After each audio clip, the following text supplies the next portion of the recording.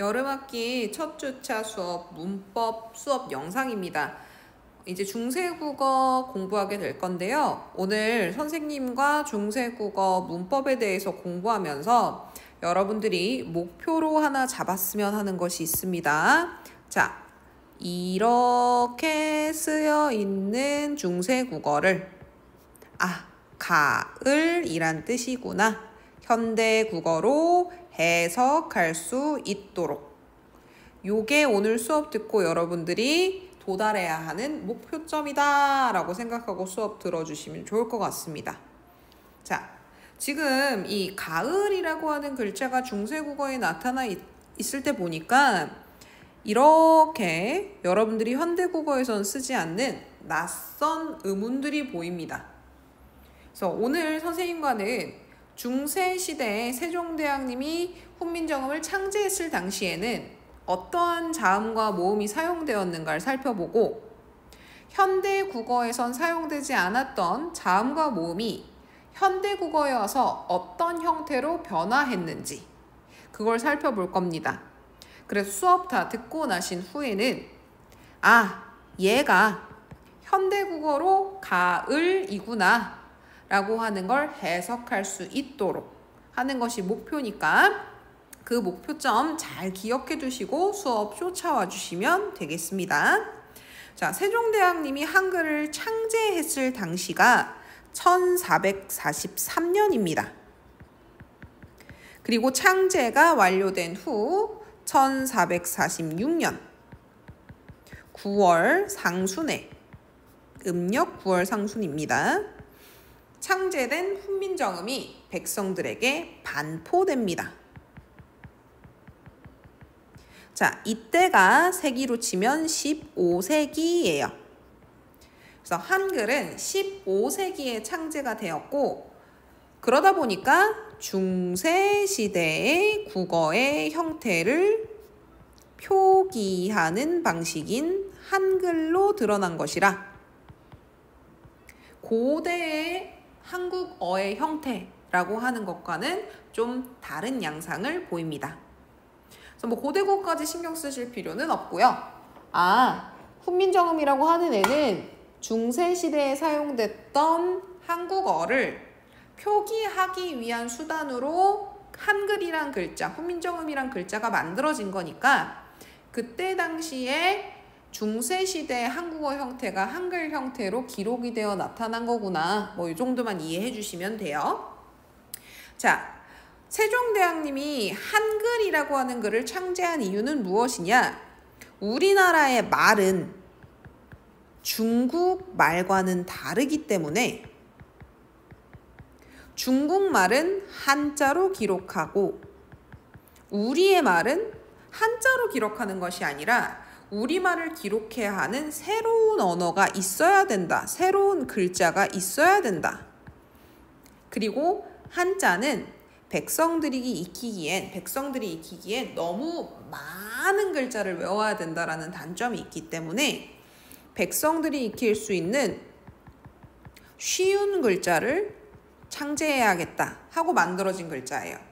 그래서 한국어에 맞춰진 글자고 백성들도 익힐 수 있도록 굉장히 쉬운 글자입니다. 그래서 글자 수도 28개밖에는 안 돼요. 그러니까 여러분들 중세시대에 농사 짓던 사람들도 알았던 거니까 여러분들도 충분히 할 수 있다는 얘기입니다.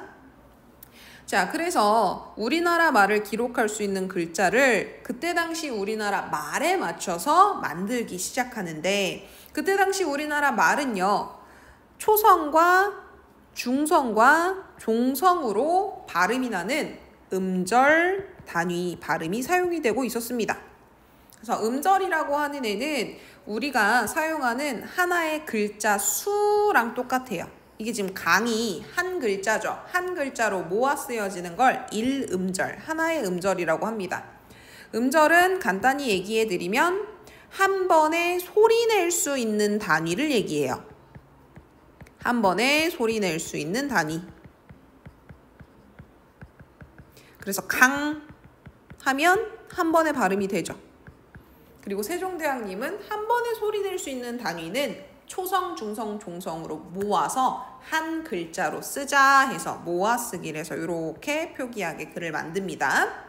자, 우리 이렇게 음절 구성을 봐보면 한 번에 강 하고 소리를 낼 수 있긴 하지만 그 소리 사이에는 그아앙 해서 조금 더 세부적인 소리로 나뉘는구나 라고 하는 걸 알 수 있어요. 그래서 그아앙 해서 강 되는 거거든. 자, 이때 세부적인 소리들을 나눠보니 초성, 중성, 종성의 형태로 나뉘어지고, 잘 보니까 초성과 종성은 같은 글자를 사용해도 별 차이가 없을 것 같다라는 판단이 든 겁니다. 그리고 잘 보니까 초성에서 나는 소리는 공기의 흐름이 올라오는 걸 막는다라는 특징이 있어요. 강 발음에서 기역까지만 발음을 해보라고 하면 소리가 나지 않습니다. 가까지 붙어야지 소리가 나요. 그래서 초성은 폐에서 올라오는 공기의 흐름을 어딘가 막는 기관이 있으니 그 막는 기관의 모양을 본떠서 만들면 되겠구나 해서 초성을 본떠서 초성 소리를 막는 발음 기관을 본떠서 자음자를 만들고요. 초성과 종성에서 나는 소리가 미묘한 차이가 있긴 하지만 이건 같은 글자로 써도 괜찮겠다 해서 이 자음자 글자를 종성에도 사용을 합니다.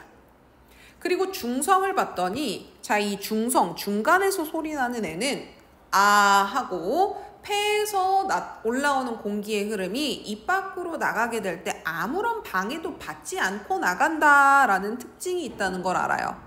자, 발음 기관이 없어요. 그 모음자는. 그래서 중성 소리는 폐에서 공기의 흐름이 아무런 막힘없이 나오다 보니까 발음 기관을 본떠 만들 수는 없을 것 같아.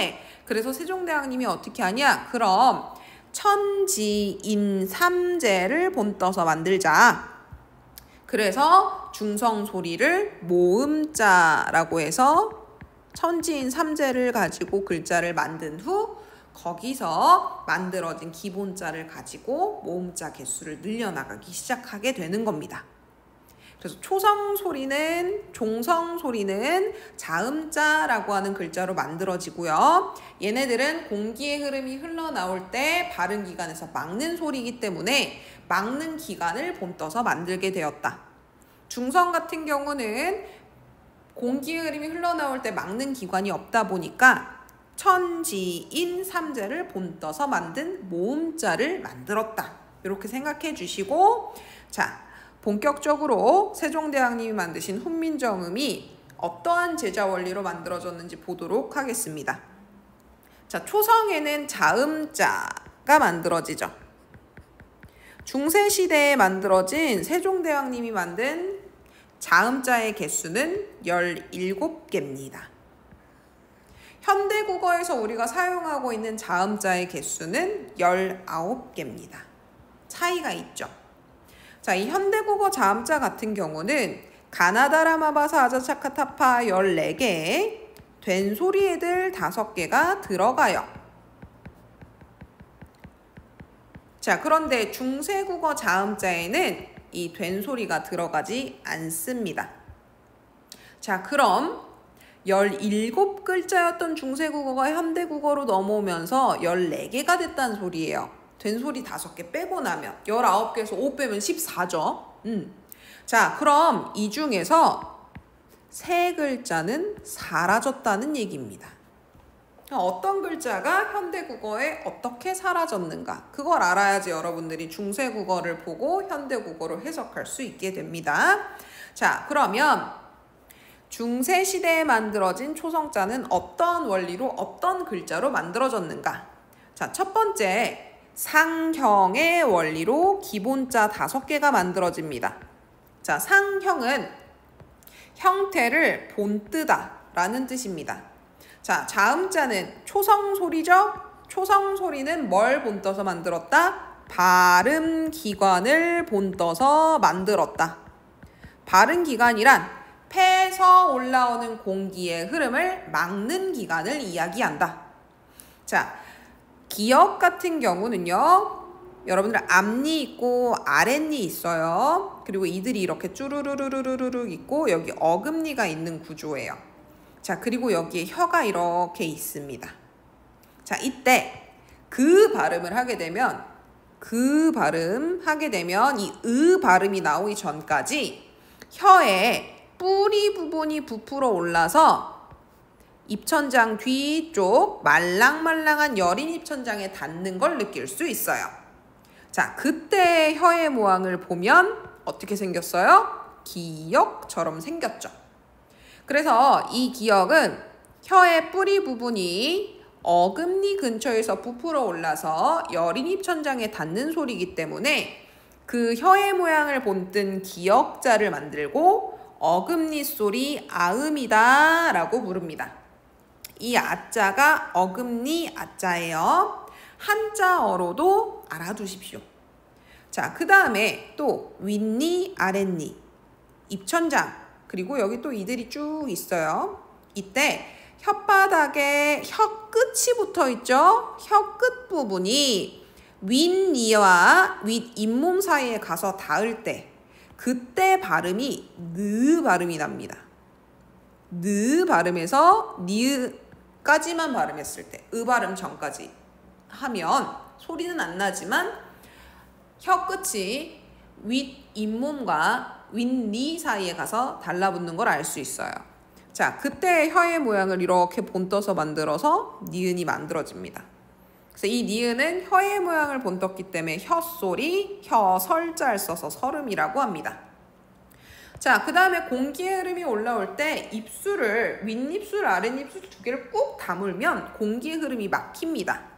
자, 그래서 입술은 두 개죠. 이 두 개의 입술을 본떠 만든 이 글자 미음입니다. 그래서 입술을 본떠 만든 소리 입술 순자 써서 순음을 만들고, 그 다음에 여러분들 양치할 때 이 해보시면 이 중에서요 송곳니 애들이 있습니다. 우리 송곳니는요 이렇게 생겼어요. 앞에서 보면. 자, 그럼 이 시옷은 뭘 본떴다? 송곳니를 본떴다. 이를 본떴어요. 그래서 이 소리 이 치자 써서 치음이라고 합니다. 자, 그 다음에 마지막 뭘 본떴냐? 자, 아랫입술, 윗입술, 입을 아 하고 벌려있는 사람이 이게 코야. 누워있다고 생각해 봅시다. 이 사람이 이렇게 누워있어요. 여기 이 사람 눈이야. 자, 이 사람이 아 하고 소리를 내고 있을 때 이 위에서 바라보는 시선 생각해 주십시오. 자, 이 위에서 입 안을 쭉 하고 들여다보면 이 사람이 아 하는 동안 목구멍이 이렇게 둥그렇게 보입니다. 목구멍이. 그래서 그 목구멍을 본떠서 만든 글자가 목구멍 소리, 목구멍 후자 써서 후음 해서 만들어진 거예요. 자, 이렇게 발음 기간을 쭉 상영해서 기본자 5개를 만들었거든요. 여러분들 외우기 쉬우라고 하나 알려드리고 갑니다. 유치하지만 유치한 게 제일 잘 외워져요. 그녀 맘속에, 그녀 맘속에. 자, 이렇게 외우면 외워집니다. 자, 기본자 5개 뭐라고? 그녀 맘속에 어금니 소리 아음, 혀소리 설음, 입술 소리 순음, 입소리 치음, 목구멍 소리 후음. 자, 이렇게 해서 기본자 5개가 만들어졌습니다. 자, 그 다음에 만들어진 기본자예요. 가획의 원리라고 하는 걸 사용해서 가획자들을 만들기 시작합니다. 가획의 원리란 무엇이냐? 획수가 더해지다 라고 하는 의미입니다. 획수가 더해지다.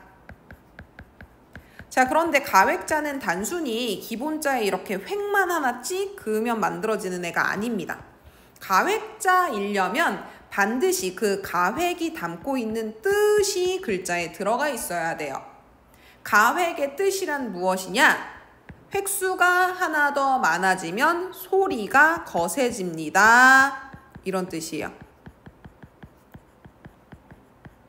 자, 혹시라도 글자에 획수가 하나 더 추가됐는데 그 획수가 추가된 글자가 획수가 추가되기 이전 글자보다 소리가 거세지지 않았다라고 하면 가획자라고 하면 안 돼요. 소리 낼 때 입 모양 똑같습니다. 공기의 흐름만 거세져요. 그리고 여기 획수 하나 추가됐죠? 가획자 맞아요. 자, 그 다음에 느랑 드랑 트랑 입 모양 똑같습니다. 공기의 흐름만 거세졌어요. 획수도 늘었죠. 무브프 스즈츠 으흐흐 같은 경우도 마찬가지입니다. 획수가 하나 늘면 소리가 거세지는 글자가 가획자예요. 자, 이렇게 기본자 5개와 글자 수를 하나 더한 1획 가획자, 글자의 획수를 하나 더 더한 2획 가획자까지 하면 총 14개의 자음이 만들어집니다. 자, 우리 아까 전에 중세국어 자음은 17개라 그랬죠. 그럼 나머지 3개는 어떻게 만들었는가? 자, 우리 나머지 3개는 이체자라고 부르는데요. 이체자를 만든 원리가 무엇이냐라고 물어보면 대답은 알 수 없다입니다. 이체자가 만들어진 원리는 기본자나 가획자와는 다른 원리로 만들어진 글자다라는 설명까지밖에 없기 때문에 이체자는 구체적으로 얘의 제자 원리가 무엇인지 밝혀지지 않았어요. 근데 여러분들 여기서 하나 기억해야 되는 건 이체자도 잘 보시면 얘는 이응에 획수가 하나 붙었네. 얘는 니은에 획수가 3개 붙었네. 얘는 시옷에 획수가 하나 붙었네. 가획자야. 이렇게 얘기하면 안 된다는 겁니다. 이체자들은 획수가 하나씩 더 늘었지만 뭐가 없을까? 가획이 가진 뜻, 소리가 거세진다 라는 의미가 없는 글자입니다. 그래서 이체자는요, 기본자처럼 상형의 원리로 만들어진 애들도 아니고요, 가획자처럼 기본자에 획수를 더해서 소리가 거세짐을 나타내주는 글자도 아닙니다. 자, 그래서 이 3개는 외워주셔야 되는데, 자, 우리 이렇게 생긴 사과 꼭다리처럼 생긴 이체자, 얘 이름 알아볼게요. 얘는 예디응이라고 합니다. 자, 이 예디응 같은 경우는 아음 옆에 써주셔야 돼요. 이 예디응의 발음이 지금 현대국어에 종성에서 발음나는 이응과 음가가 같습니다. 여러분들 우리 현대국어에서 음운체계를 배울 때요, 이응이라고 하는 울림소리는 여린 입천장 소리 기역 밑에 비음으로 들어가 있습니다. 마찬가지입니다. 예디응이라고 하는 애는 아음 옆에 이체자로 써주셔야 돼요. 자, 그 다음에 이렇게 리을 있죠? 자, 근데 중세시대 제 이름은 리을이 아닙니다. 세종대왕님이 만들었을 당시의 제 이름은 반설음이에요. 자, 보시면 요 니은, 디귿, 티귿 얘네들 있지? 자, 얘네들이 다 설음이에요. 이 설음이랑 생긴 게 유사하죠? 그런데 만들어진 원리는 상형의 원리나 가획의 원리와는 다르게 만들어졌기 때문에 반만설음이다 라는 의미로 반설음이란 이름을 갖게 됐습니다. 자, 그러면 요렇게 세모나게 생긴 애 있죠? 자, 얘 이름은 뭘까? 얘랑 같은 원리로 만들어졌어요. 치음은 치음인데 이 치음들과는 다르게 상형의 원리나 가획의 원리랑은 다른 원리로 만들어졌어 해서 저거 이름이 반치음이에요. 자, 지금 보는 이 예디음과 반치음은 현대국어에서 사용하지 않죠. 그래서 우리 아까 잠깐 얘기했습니다. 중세국어 17자의 자음 중에서 3글자가 현대국어엔 없다고. 그 중에서 2개가 예디음과 반치음입니다. 자, 얘네는 현대국어에서 뭘로 바뀌었는지 알아둬야 되는 애들이에요. 그 다음에 요 앞에 얘 있어요. 자, 얘 이름이 뭐냐? 히읗보다는 거센 소리가 여려요 해서 여린 히읗이라고 합니다. 자, 여린 히읗도 현대국어에 없죠. 그래서 예디응, 반치음, 여린 히읗은 현대국어에 와서 어떻게 변했는가를 이따 같이 공부할 겁니다.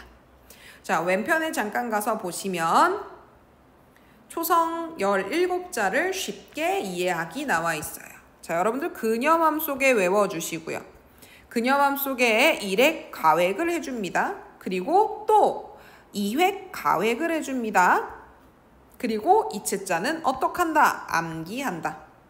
자, 가획자는 획수가 더해지면 소리를 더 거세게 낸다라는 뜻이 있는 거기 때문에 우리의 이 이채자는 획을 더한 뜻이 없어요. 획수가 더해졌다 그래서 소리를 세게 낸다라는 의미가 없습니다. 그래서 얘는 가획의 방법이 아니다. 알아두십시오. 자, 이렇게 해서 훈민정음이 자음자를 만든 제자 원리 설명이 끝났습니다. 선생님 옆에 병서자 설명 안 해주셨는데요.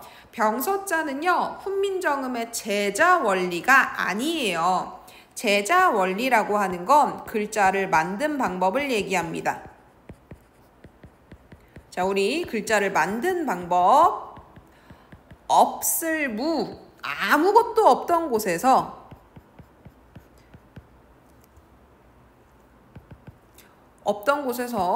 유를 창조해내는 게 제자입니다. 자, 그런데 이 병서자는요, 이미 있는 글자를 운용해서 만든 애들이에요. 그래서 병서자라고 하는 애는 자음에 포함이 되긴 하지만 만들어진 17자에는 포함하지 않습니다. 그래서 병서자는 자음의 기본자 17자에 포함되지 않는다. 이 17자를 운용하여 만든 새로운 글자들이다. 자, 병서라고 하는 운용 원리는 우리 모음까지 설명하고 다시 한번 살펴볼 예정입니다. 자, 그러면 이제 중성, 모음자는 어떻게 만들었는가 볼 겁니다. 자, 우리 모음자 같은 경우는 중성의 소리를 기록하기 위해 만들어진 글자입니다. 총 11글자고요. 이 중에서 7글자가 단모음, 그리고 4자가 이중모음입니다. 자, 중성 같은 경우는 공기의 흐름을 막는 발음기관이 없다고 했죠. 그래서 발음기관을 본뜰 수가 없습니다. 그래서 상형의 원리로 만들어지는 이 기본자가 발음기관을 본뜬 것이 아니고 하늘의 둥근 모양, 땅의 평평한 모양, 그 안에 서 있는 사람의 모양을 본떠서 만들어요. 그래서 천지인을 합쳐서 삼재라고 합니다. 성리학에서 말하는 우주의 기본 요소라고 하는 게 바로 이 삼재예요. 그래서 이 우주가 만들어지기 위해 반드시 필요한 3가지인 천지인을 본떠서 중성의 기본자를 만듭니다. 자, 그래서 하늘의 둥근 모양, 땅의 평평한 모양, 그 안에 서 있는 사람의 모양이 만들어지는데 중성 모음을 공부할 때 중세국어에서 제일 중요한 게 뭐냐면 이 중성 모음자들은요, 양성 모음이라고 하는 게 있고 음성 모음이라고 하는 게 있습니다. 그리고 중세국어에는 양성 모음은 양성 모음끼리, 음성 모음은 음성 모음끼리 써야 하는 모음 조화 현상이라고 하는 걸 꼭 지켜서 썼어요. 그래서 여러분들이 중세국어를 잘 하려면 양성 모음은 뭐고 음성 모음이 뭔지 아셔야 됩니다. 자, 우선 양성 모음이라고 하는 애는 어떤 거냐? 자, 하늘은 가벼운 기운들이 모아 양의 기운이 모인 곳이라고 합니다. 이 양자가 밝을 양자예요. 그 다음에 땅은 무거운 기운들이 가라앉아서 모여 만든 음의 기운이라고 합니다. 이 음자는 그늘 음자예요.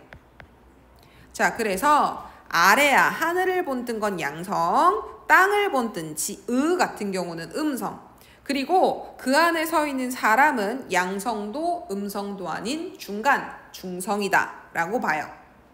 아시겠죠? 자, 그리고 나서 이 기본자, 상형의 원리로 만들어진 이 3가지 글자를 합쳐서 만듭니다.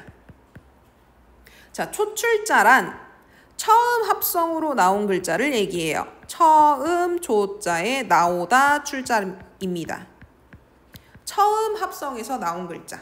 그래서 이 기본자들을 합성해서 만들어요. 아래아와 이 얘네들을 합성해서 만드는 글자입니다. 그래서 요렇게 합성해주고 요렇게 합성해줘요.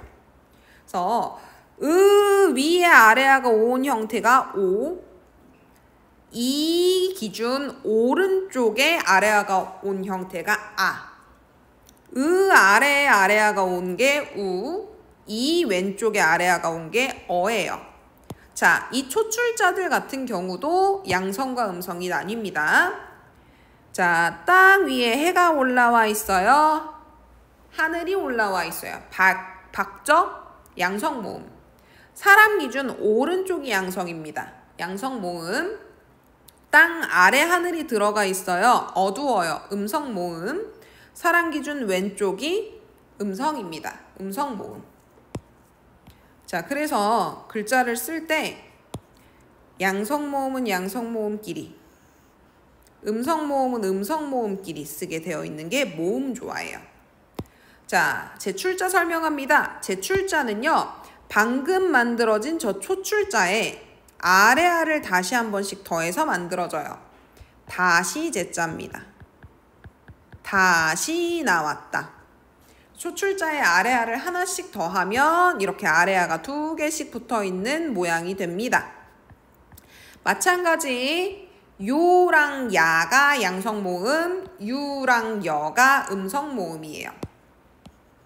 자, 그래서 예를 들어서 내가 은자를 쓰고 싶어. 보조사 은자를 쓰고 싶어. 근데 이 앞에 있는 말이 먹은처럼 음성모음을 쓰고 있다. 그럼 그때는 은 써도 돼요. 그런데 착한처럼 앞말이 착한 같은 경우는 뒤에가 은이 붙는 게 아니니까 다른 걸로 해볼게요. 동사 중에서 뭐가 있을까? 공부한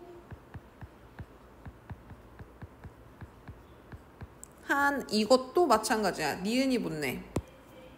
받침이 있는 애를 찾아야겠다.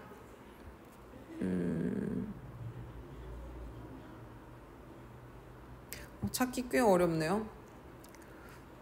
자, 그럼 그냥 니은이어도 한번 가보죠. 이게 맞는 말은 아니지만. 자, 착한 같은 경우엔 앞에 여기가 아라는 양성모음이 붙었죠. 그치? 그래서 내가 여기다 은을 쓰고 싶을 때 저걸 못 씁니다. 뭘 써줘야 되냐면 아래아를 이렇게 갖다 써줘야 돼요. 알겠죠?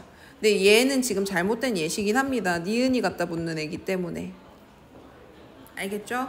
그냥 지금 선생님 생각나는 게 없어가지고 이렇게 고쳐봤어요. 그래서 중세시대에는 모음조화를 지켰기 때문에 양성모음, 양성모음끼리, 음성모음, 음성모음끼리. 그래서 그거 알아둬야 된다. 그것만 기억해 두시면 됩니다.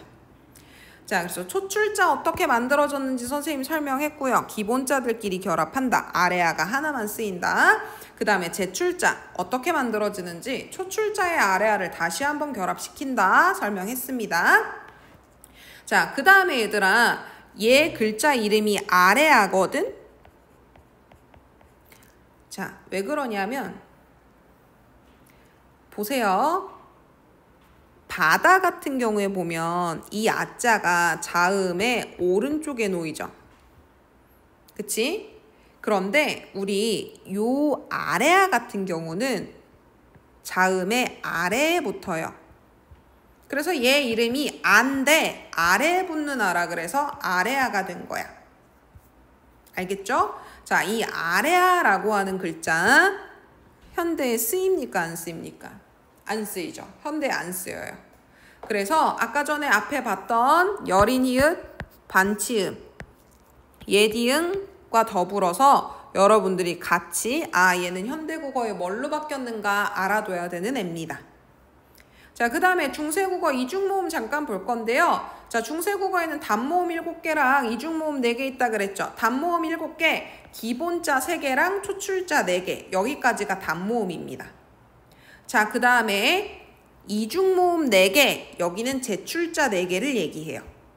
그리고 이 11글자에는 포함이 되지 않지만 우리가 수많은 발음들을 이미 만들어진 글자를 합쳐서 만들 수가 있어요. 글자로 쓸 수가 있어요. 그래서 이미 만들어진 글자를 운용해서 이중모음들을 굉장히 많이 만들 수가 있습니다.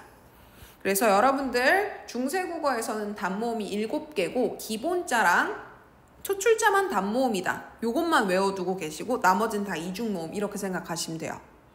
자, 나머지 이중모음들을 좀 보면 제출자 같은 경우는 반모음 2랑 5랑 합쳐져서 이오, 2랑 아랑 합쳐져서 이야, 반모음 2랑 우 합쳐져서 이유, 반모음 2랑 어 합쳐져서 이여 이렇게 된 형태거든. 그래서 이오, 이야, 이유, 이여 해서 요, 야, 유, 여가 된 거예요. 그리고 나머지 이중모음들 같은 경우는 반모음 2가 후행이에요. 반모음 5가 선행이에요. 반모음 5가 선행하고 반모음 2가 후행이에요. 이런 식으로 나와 있는데 어려울 게 없습니다. 중세시대에는 아직 반모음 개념이 등장하기 전이기 때문에 간단하게 생각하면요. 이중모음인 애들 형태를 봤을 때 2로 끝난다. 그럼 다 2가 후행하는 이중모음이에요. 그 다음에 이중모음 애들 중에서 오나 우가 앞에 이렇게 결합이 되어 있다. 그러면 반모음 오, 우가 결합된 이중모음입니다. 그리고 외를 보면 아 앞에 오가 붙고 뒤에 이가 붙었죠. 반모음 5가 선행하고 2가 후행하고 있는 이중모음. 그 다음에 얘도 어 기준 앞에 우가 붙고 뒤에 이가 붙었죠. 그래서 우가 선행하고 이가 후행하는 이중모음 이렇게 찾아주시기만 하면 됩니다. 오케이. 자, 그리고 옆에 선생님이 이 단모음 체계라고 하는 걸 화살표를 쳐놨는데 왜 그러냐면 양성모음과 음성모음, 모음조화 개념을 같이 알려드리려고 옆에 체크해놨어요. 근데 본문 설명할 때 같이 설명했죠? 그래서 알아두시면 됩니다. 단모음은 이렇게 7개만 있다. 기본자랑 초출자까지만 단모음이다. 그리고 양성모음 얘네들 다 양성, 음성모음 얘네들 다 음성, 요거는 중성모음이다. 자, 중세국어에서는 이가 중성모음이다. 다시 한번 반복합니다. 현대국어에서는 이를 음성모음으로 봐요. 근데 얘는 중세국어니까 이 하면 중성모음이다 라고 보시면 됩니다. 자, 그 다음에 종성은 글자 따로 만들었다 안 만들었다? 안 만들었다. 자, 그걸 6글자로 이렇게 얘기합니다. 종성은 다시 사용했다. 초성을 해서 종성, 부용, 초성이라고 해요. 이 6글자는 외워두십시오. 종성은 초성을 다시 사용한다. 종성, 부용, 초성. 됐죠? 자, 그 다음에 여기까지가 이제 제자 원리가 끝났고요.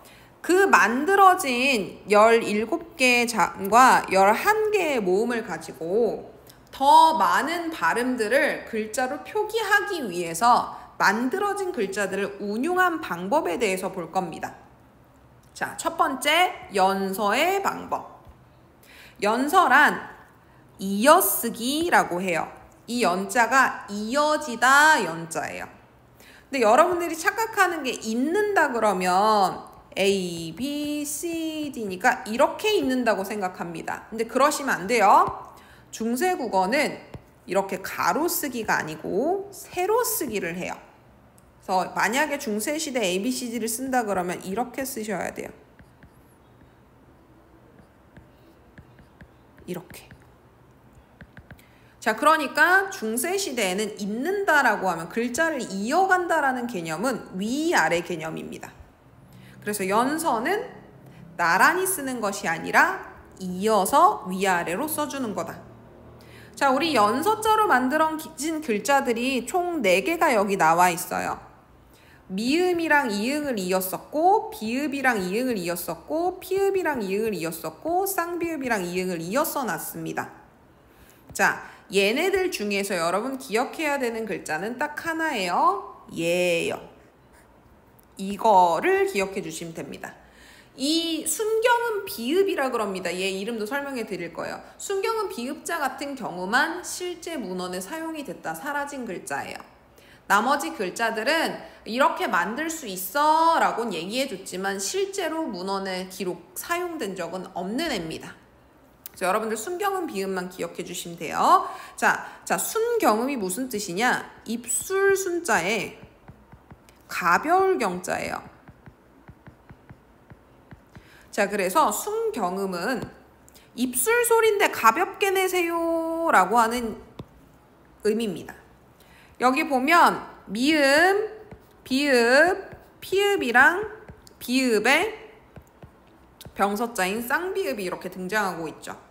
얘네들은 여러분 앞에 자음표 제자 원리에서 봤을 때 전부 순음이라고 묶여있던 애들이에요. 그래서 이 순음에 이응이 연서자로 갖다 붙게 되면 소리를 가볍게 내라는 뜻이야. 그래서 얘네 글자들 이름이 순음인데 가벼운 소리다 해서 순경음이라고 해요. 자, 그래서 얘 이름은 순경음 미음이에요. 얘 이름이 순경음 비읍입니다. 그래서 저건 잘 알아두세요. 순경음 비읍. 얘 이름은 이거 잠시만요. 자, 제 이름은 순경음 피읍, 얘는 순경음 쌍비읍, 뭐 이런 식으로 되겠죠. 그래서 순경음 비읍 글자 알아두십시오. 자, 이 글자 지금 현대에 씁니까? 안 씁니까? 안 쓰이죠. 그래서 아까 우리가 봤던 여린이읍, 반치음, 예디응, 아래아와 마찬가지로 사라진 글자 중 하나입니다. 나머지는 애초에 쓰인 적이 없기 때문에 사라진 글자라고 안 쳐요. 그래서 요 사라진 5글자가 현대국어에는 어떻게 바뀌었는가, 요 5개를 봐야 되니까 잘 알아두십시오. 자, 그래서 우리 지금 연서 배웠습니다. 문자가 만들어진 상태에서 그걸 운용해서 더 많은 발음을 기록하기 위해 문자들을 늘립니다. 그렇게 할 때 운용 방식 중 하나가 위에서 아래로 이어 쓰는 연서 방식이다. 연서 방식으로 만들어진 애들은 순경음 애들이 있다. 자, 그 다음에 나란히 병자를 써서 나란히 쓰기라고 하는 병서라는 운용 방식이 있어요. 아까 앞에서 봤던 병서자가 병서의 운용 방식으로 만들어진 글자란 뜻입니다. 자, 자음을 나란히 쓰는 애들이 병서자예요. 자, 그런데 똑같은 자음을 나란히 쓰는 병서자가 있고 서로 다르게 생긴 자음을 나란히 쓰는 병서자가 있죠. 그래서 둘을 다르게 얘기합니다. 초성에서 자음끼리 합하였을 때 똑같은 자음을 나란히 붙여 쓰는 걸 각자병서라고 합니다. 그래서 우리 지금 된소리 쌍기역, 쌍디귿, 쌍비읍, 쌍시옷, 쌍지읒, 쌍히읗 해서 지금 현대에도 이렇게 쓰이고 있죠. 그래서 현대에 쓰이는 된소리 애들이랑 똑같이 생겼어요. 자, 그 다음에 합용병서라고 해서 합용병서는요, 얘처럼 서로 다른 자음을 나란히 붙였을 때 만들어진 운용 방식입니다. 자, 지금 선생님 여기 비옥계 합용병서는 된소리로 발음하지 않는다 해놨는데 요거는 오늘 신경 쓰지 않으셔도 좋습니다. 저거는 이제 나중에 뒷부분에 가서 조금 더 구체화해서 다루고요. 합용병서가 뭔지까지만 알아두십시오. 그래서 합용병서란 비읍으로 시작하는 애들을 비읍계 합용병서라 그러고 시옷으로 시작하는 애들을 시옷계 합용병서라 그러는데 자음을 나란히 둬서 글자를 쓰되 서로 다른 종류의 자음을 나란히 쓰는 걸 합용병서라고 한다. 알아두시면 됩니다. 자, 옆에 오른쪽 날개에서 우리 봐야 될 것만 보고 갈게요. 자, 여기 지금 보시면 음절을 어떻게 만드는가요? 하고 나와 있습니다. 우리나라에서 지금 현대국어에서 음절 구성하는 거랑 똑같아요.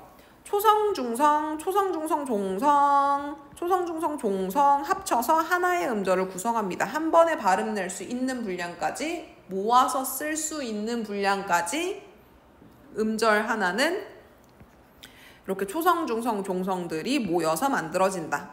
자, 근데 여기 선생님이 하나 얘기해주고 싶은 건 동국정원식 표기라고 하는 걸 여러분들이 나중에 배우게 됩니다. 중세국어를 하려면 반드시 알아야 되는 개념이에요. 자, 동국정원식 표기를 설명하기에는 오늘 조금 시간이 부족하고 이것만 알아두십시오. 한자어를 기록할 때는, 한자어를 한글로 기록할 때는, 한자어는 뭘 얘기해? 중국말 얘기하는 거야, 중국어. 한자어를 기록할 때는, 그걸 한글로 기록할 때는 이렇게 초성과 중성만 쓸 수 없습니다. 종성을 꼭 써줘야 돼요. 실제 발음이 안 나는데 종성을 어떻게 써요? 자, 그때는 그냥 이응을 갖다 써줍니다. 발음이 나는 이응을 쓸 때는 우리 예디응 꼭다리 달린 애주를 써줘요. 자, 이렇게 쓰면 됩니다. 여러분들 세종, 어제, 훈민, 정음이라고 하는 글을 이제 중세국어에서 배우게 되는데 이때 세종, 어제가 한자예요. 이 네 글자 다 한자예요. 얘 중세국어에 보면 어떻게 쓰여 있냐면 이렇게 쓰여 있습니다. 발음이 없는데도 불구하고 종성에 이응자를 써놨어요. 그래서 이거 읽을 때 생종엉쟁이라고 읽으면 안 돼요. 읽을 때는 세종어제라고 읽습니다. 받침에 뭐만 읽는다? 예디응만 읽는다. 요거 알아두시면 좋을 것 같습니다. 자, 그 다음에 부서라 그래서 요건 설명했습니다. 모음은 자음 오른쪽이나 아래에 올 수 있어요. 그래서 아래에 놓이는 경우도 있고 오른쪽에 놓이는 경우도 있고 아래와 오른쪽에 모두 다 놓이는 경우도 있다. 자, 오늘 수업의 마지막입니다. 아까부터 선생님이 계속 누누이 얘기했던 순경음 비읍, 여린 이읒, 반치음, 예디응, 그 다음에 아래야. 자, 이 글자들은 현대국어에 사라졌기 때문에 중세국어에 나와 있는 이러한 글자들을 여러분들이 현대어로 해석하려면 현대국어에는 제가 뭘로 바뀌었는가를 알아야 돼요. 자, 우선 학교 시험 문제에서 종종 물어보는 경향이 있기 때문에 얘부터 얘기해주고 갈게요. 없어진 순서. 자, 지금 없어진 애들이 총 5개 있어요. 순경음 비읍 있었고 여린 이읒 있었고 반치음 있었고 예디응 있었고 아래야 있었죠. 자, 순경음 비읍이 15세기에 소실되고요. 여린 이읒도 15세기에 소실이 됩니다. 15세기가 한글이 창제됐던 1446년이 15세기예요. 그러니까 거의 만들어지자마자 없어진 거라고 생각하시면 됩니다. 그 다음에 반치음은 16세기 후반에서 15세기 후반에서 16세기 전반에 사라져요. 만들어진 지 한 60년, 70년 만에 없어지는 거예요. 그리고 옛 이응자는 임진왜란 이후 17세기에 사라집니다. 임진왜란이 1592년에 발발해서 1600년대 초반에 끝나요. 그러니까 17세기에 사라집니다.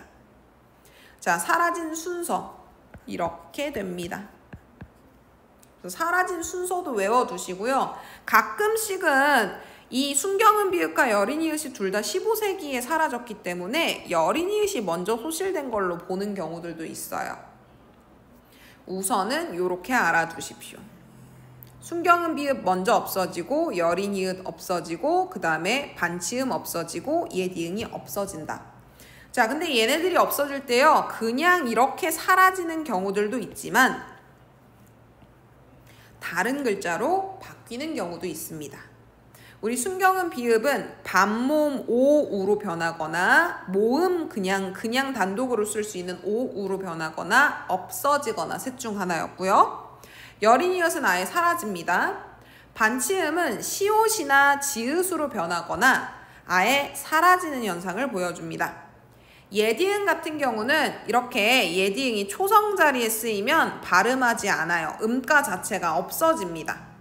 그런데 종성에 쓰인 예디응 같은 경우는 현대국어에도 음가가 그대로 남아있어요. 다만 표기를 할 때 예디응에서 이응으로 표기한다만 바뀝니다.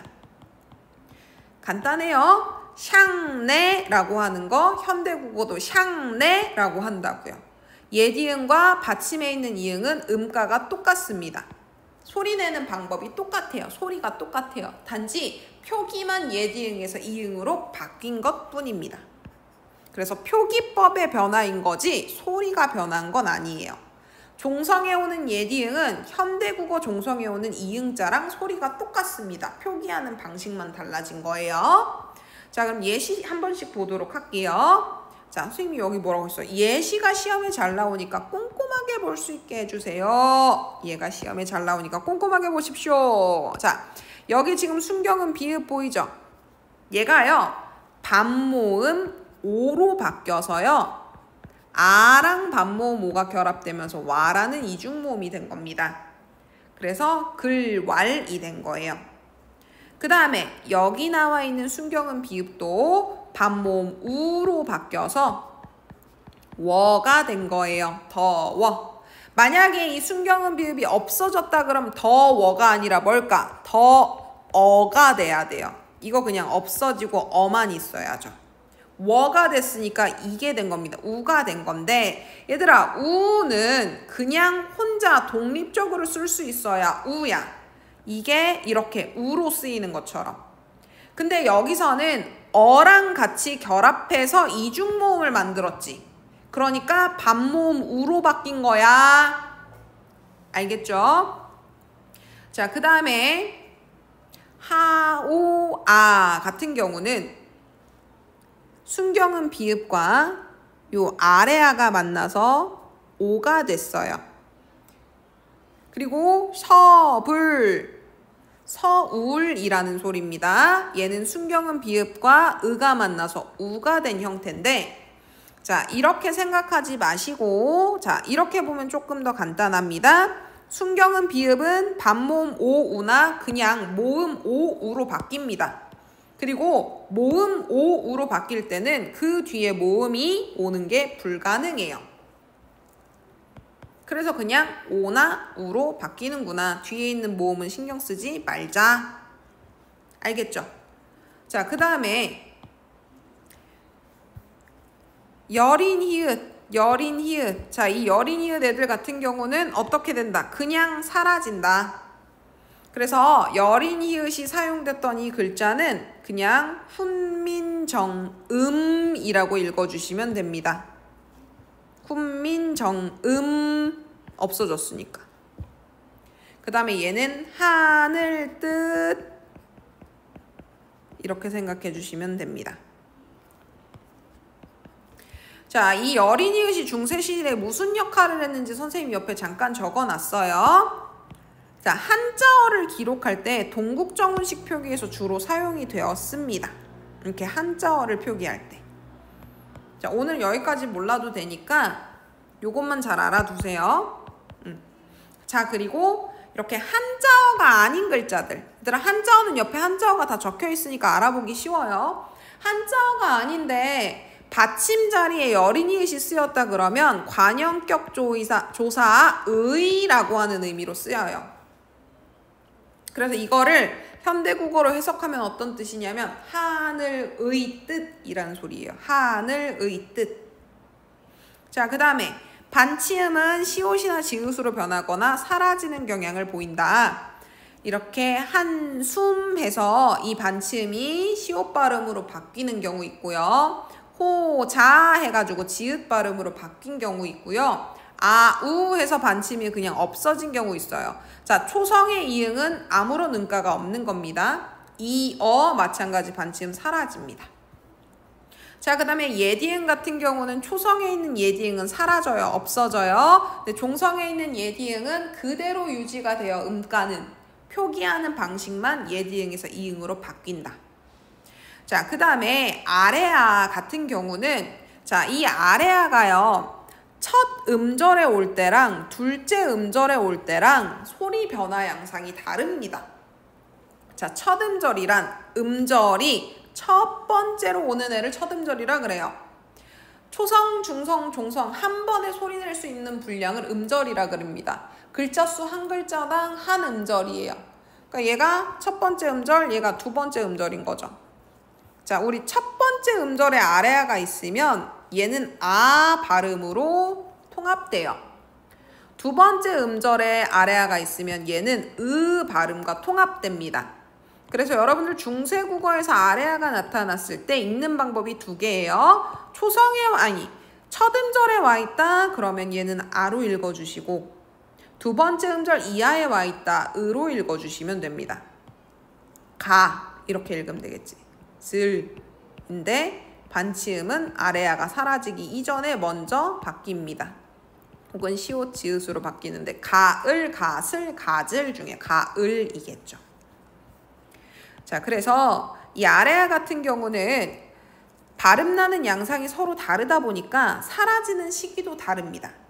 둘째 음절에 있었던 이 아래아가요. 둘째 음절 이하에 있는 이 아래아가 으랑 합쳐지는 시기가 16세기입니다.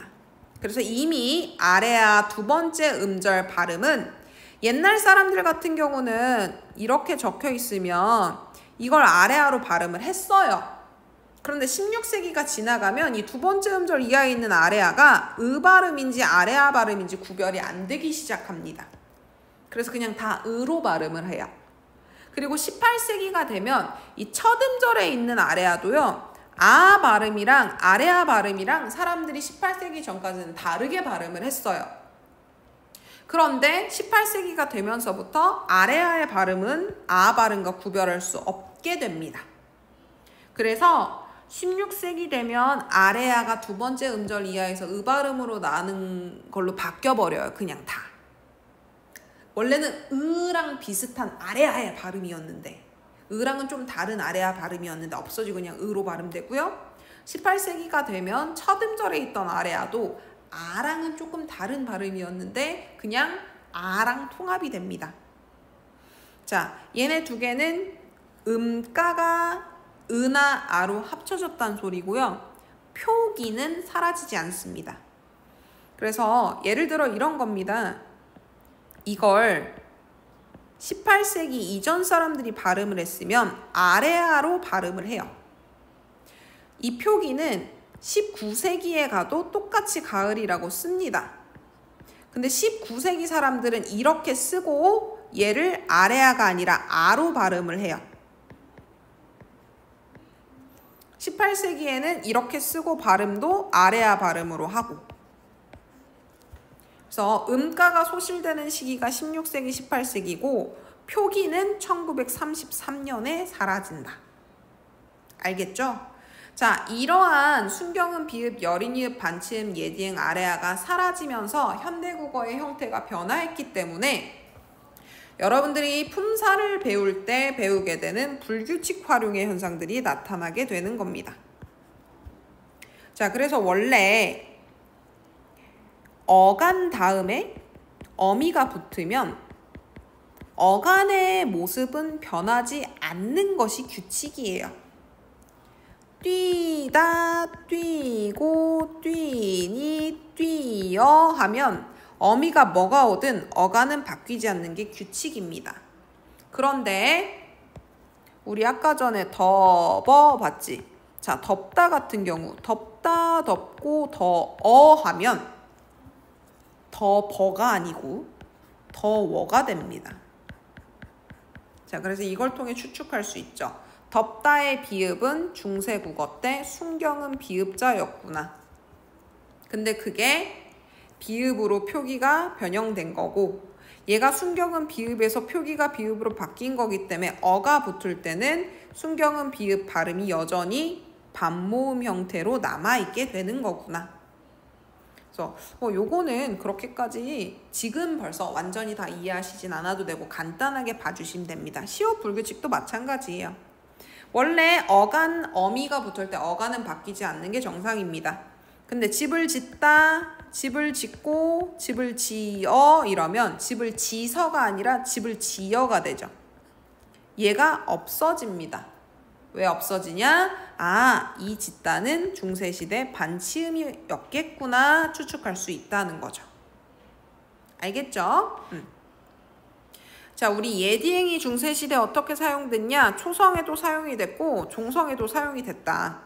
그런데 현대국어 같은 경우는 이제 예디행이 초성에 있으면 사용되지 않게 되고 종성에서는 음가는 그대로 사용이 되지만 글자의 모양이 바뀌어서 표기가 된다. 그래서 요거 그대로 발음합니다. 근데 표기만 이렇게 바꾸는 거죠. 나중에 단모음화돼서 이렇게 바뀌어요, 현대국어는. 자, 오늘 문법 수업 듣느라 너무너무 수고 많으셨고요. 지금 들은 내용은 그대로 다음 시간 테스트로 이어집니다. 그래서 잘 외우셔서 다음 시간 테스트 보시고 다음 주부터는 테스트를 본 다음에 문법을 나가기 때문에 문법 분량이 조금 줄어요. 그러니까 이번 주가 많은 거니까 이번 주만 조금 고생해 주시고 다음 주부터는 이 어려운 중세국어를 차근차근 조금씩 좀 해나가면 될 것 같습니다. 영상 듣느라 수고 많으셨고요. 여러분들 방학 동안 열공하세요.